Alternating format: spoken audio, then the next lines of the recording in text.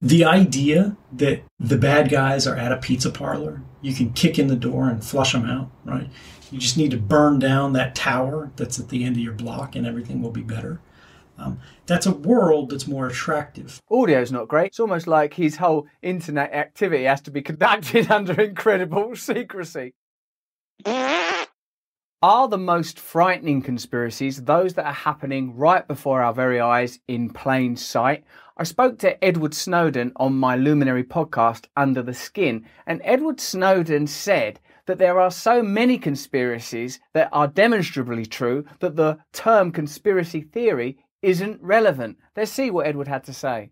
The greatest conspiracies are open and notorious. They're not theories, but practices expressed through law and policy and systems of government, technology, finance, right?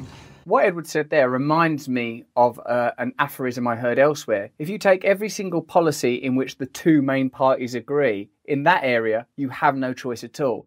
Do you see? If the Democrats and the Republicans, or Labour and the Conservatives, or whatever the appropriate parties are in your democracy, although I recognise there are some distinctions in countries like Italy or whatever, but whatever's off the table, you have no choice on that by definition. And when he talks about how legislation and institutional power can amend and adapt itself so that something is legal now, well, that shows you that is true power. Hey, it's illegal to spy on your population. Oh, is it? It is now legal to spy on your population. All those in favour say aye? Aye. Not illegal anymore. Conspirators, more often than not, they announce their intentions. They're reported all over the place. They're in our newspapers. They're bannered on the covers of magazines. We get updates on their progress. Bulletined on the bottom of chyrons on news feeds, right? With so much regularity that we become inured to it. Power neutralizes opposition by presenting itself as ordinary and normal, as opposed to dramatic or in any way draconian. This leaves us sort of unable to relate the banality of the methods of their conspiracy to the rapacity of their ambitions. That's an extraordinary piece of language, isn't it? The banality of how it seems and versus the rapacity of their ambitions. Because obviously the ambition, if you look at tech giants now and how states have always been, you need dominance, control. As Edward Snowden says elsewhere, government means control. We sort of have banalised, trivialised, forgotten what that relationship is. But a government needs to be in control. Perhaps this very basic principle that takes place at a sort of a chromosome level of government is one that needs to be switched, altered, so that government becomes about service. Instead of control, you switch to service, and then all the institutions and manifestations of that power would have service stitched into them.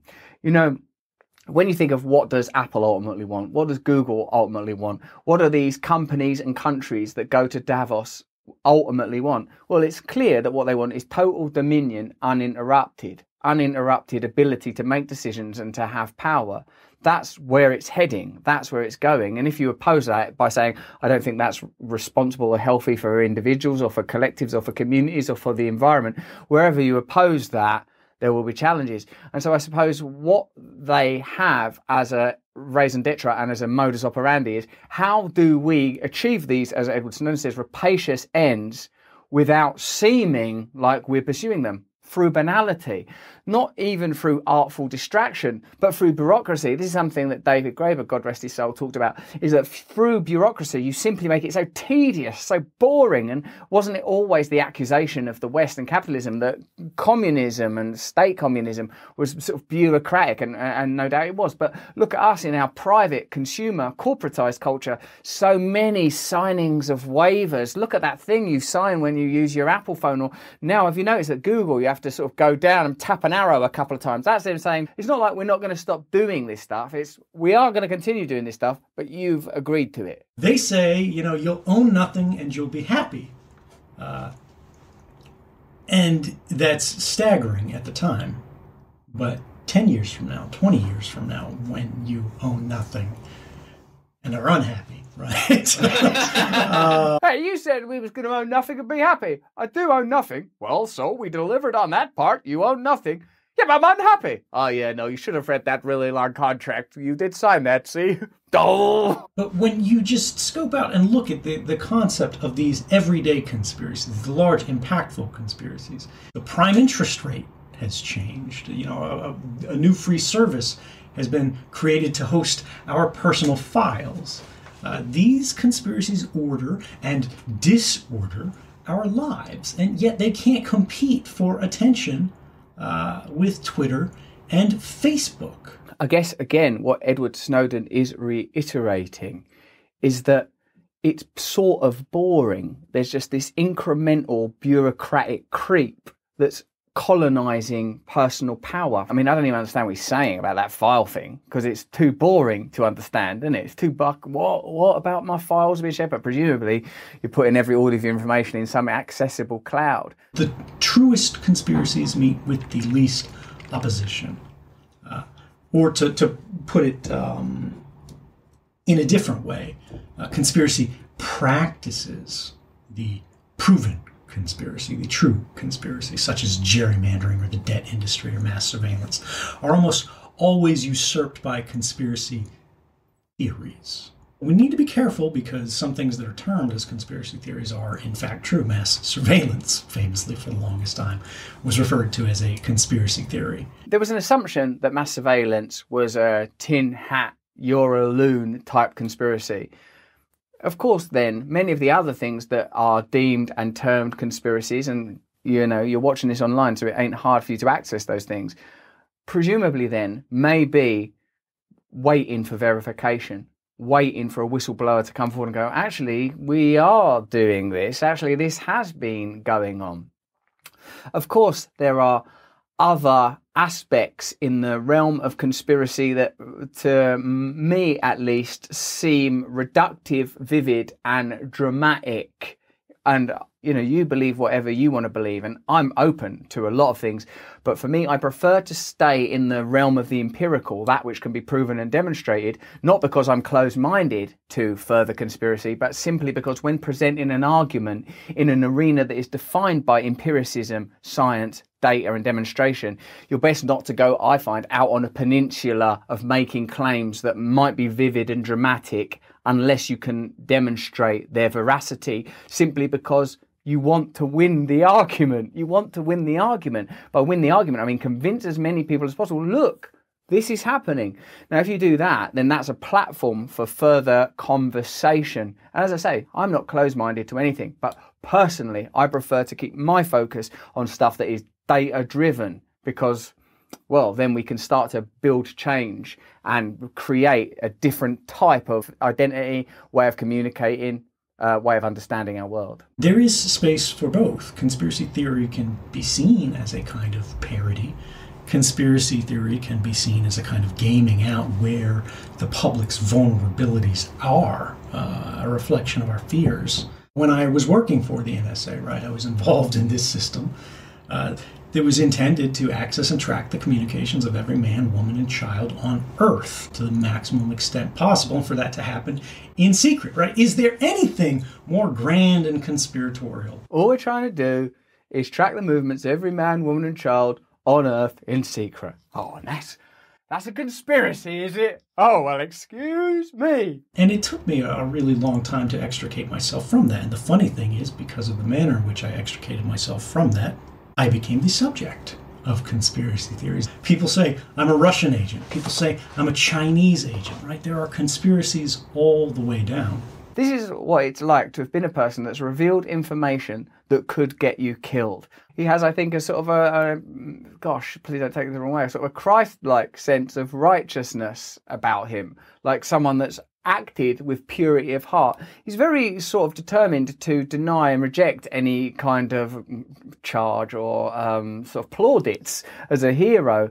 But the fact is that a literal definition of heroism is if you're willing to sacrifice yourself in order to achieve a higher good. That is literally heroic. But I think Edward Snowden denies that idea because he wants us all to believe that we're capable of heroism. And that perhaps is even more inspiring than what he's already done. That you and me can be heroic in the choices that we make. We can be willing to put aside our natural and understandable yearning for comfort, our natural and understandable fear of change and sacrifice, and be willing to take off the blinkers and look at all reality, to be exposed to reality. Look, Edward Snowden's face literally looks like someone who's been exposed to too much reality. Like, you know, in the films when there's like a nuclear explosion and the sort of the whiteness of sort of the rush of epiphany. I do ask myself, what drives this? Where does this urge come from? You know, is the existence of global mass surveillance not enough for you people? Does there have to be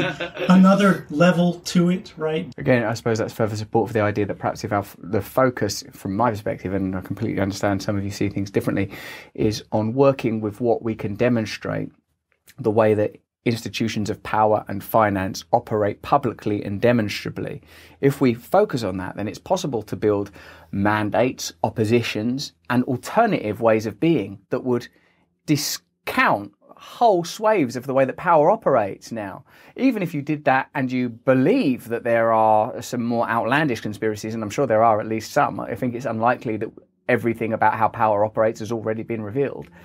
But by impeding and focusing on impeding the conspiracies that are demonstrably true, you would certainly affect the ability to carry out other malpractice that might be in the more extreme realms. For example, the banking industry is going to war on savers, just sacrificing anybody who saved any money in order to avoid the debt collapse of all the governments that have overborrowed and all the companies that have overborrowed, and basically indentured the current growing generation, the youngest of the audience today that's watching this. Those people are intentionally, knowingly, willfully being screwed because of all of the political cowardice and poor decisions that said, we don't want to face any hardship today, so we're going to put that on the shoulders tomorrow. Often we talk about conspiracy theories in order to avoid talking about proven conspiracies, which are often too daunting, too threatening, and really too total. That's something that I wasn't even aware of and still don't fully understand, how the savings of ordinary people are under threat. Certainly, though, what I do understand and appreciate about what Edward Snowden is saying is this sense that there is something enormous. That was my personal take home from speaking with Edward Snowden, is this is a person that's been exposed to enormous behaviour. I had the image of standing before a tidal wave, or standing before a glacier, standing before some blank and pitiless sun burning down. And any opposition to that can only be undertaken collaboratively. It's too terrifying for any one person to consider. Thank God Edward Snowden had supporters and people around him that were willing to take risks themselves in order to provide him with sanctuary and safety.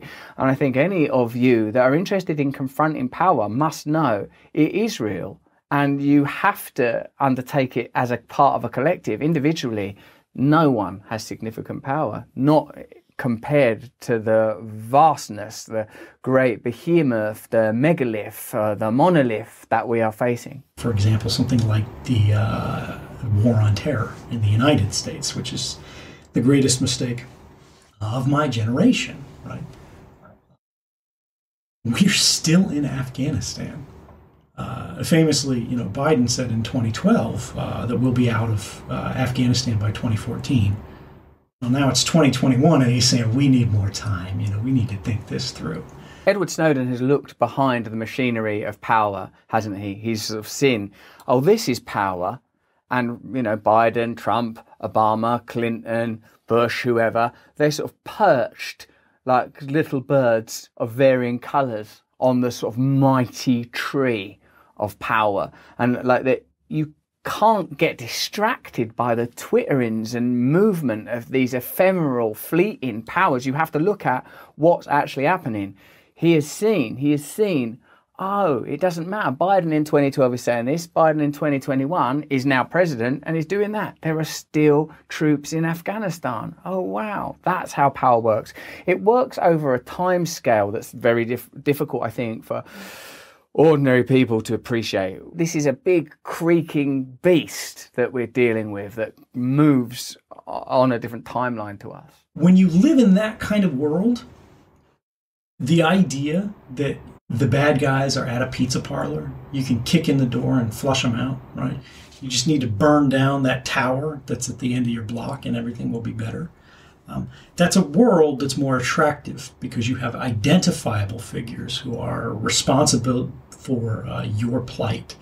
And you have the ability to sort of push them out of the way and correct things. If only you guys would come together. But the funny thing is, if we do come together, we can unwind all of these plights we face, even the extraordinary ones. But it takes focus and sustained attention on problems that are intentionally made abstract and boring by these people that are holding conferences at Davos, right? It is exciting and visceral to think about satanic rituals.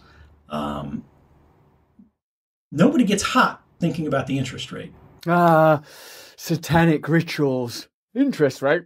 Fuck off. However, Snowden's ultimate message is an optimistic one. It requires a kind of discipline from us that we need to be able to look at these problems in a calculated, less emotional way. But what's difficult is we do somehow need to resource the visceral power that's more easily evoked by some of the less easily proven areas of the conspiratorial territory.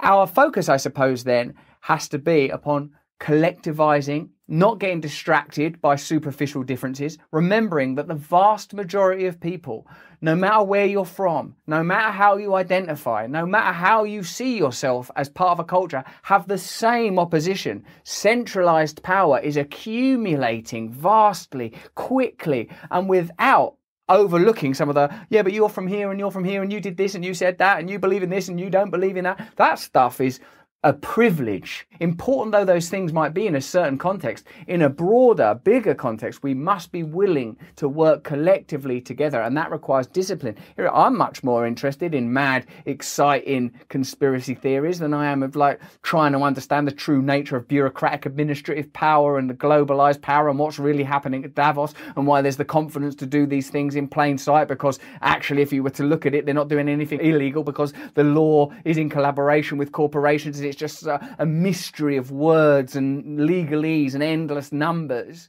That's boring, as Edward Snowden said.